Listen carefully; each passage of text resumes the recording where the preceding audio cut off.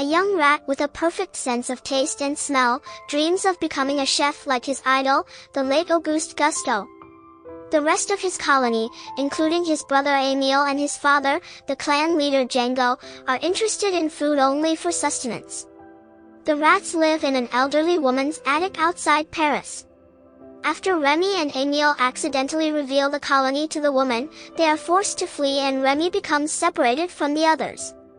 Encouraged by an imaginary Gusteau, he eventually finds himself above the kitchen of Gusteau's restaurant. Remy notices the restaurant's new garbage boy, Alfredo Linguini, attempting to fix a soup he ruined, and jumps in to fix Linguini's mistakes. Linguini catches Remy in the act, but does not reveal him to Skinner, Gusteau's former sous chef and the new owner of the restaurant. Skinner confronts Linguini for tampering with the soup, but when the soup is accidentally served and proves to be a success, Colette Tattoo, the restaurant's female chef, convinces Skinner to retain Linguini and uphold Gusteau's motto, anyone can cook. Skinner demands Linguini replicate the soup to keep his job. Skinner spots Remy and orders Linguini to take him outside and kill him. Once they're alone, Linguini discovers that Remy can understand him, and he convinces Remy to help him cook. Remy guides Linguini's movements like a marionette by pulling on his hair while hiding under his toque. They recreate the soup and continue cooking at the restaurant. Colette begrudgingly trains Linguini, but comes to appreciate someone heeding her professional advice. Linguini tries to show Remy to Colette, but Remy makes him kiss her. Remy reunites with Emile and the clan. Django tries to convince Remy it is impossible to change humans' disdain for rats, but Remy affirms that change is nature. Skinner discovers that Linguini is Gusteau's illegitimate son and the rightful owner of the restaurant. Skinner hides the letter and the will. Remy finds them and is chased by Skinner, but Remy outruns him and shows the documents to Linguini, who then forces Skinner out. The restaurant thrives as Remy's recipes become popular, Linguini's life improves and he develops a romantic relationship with Colette.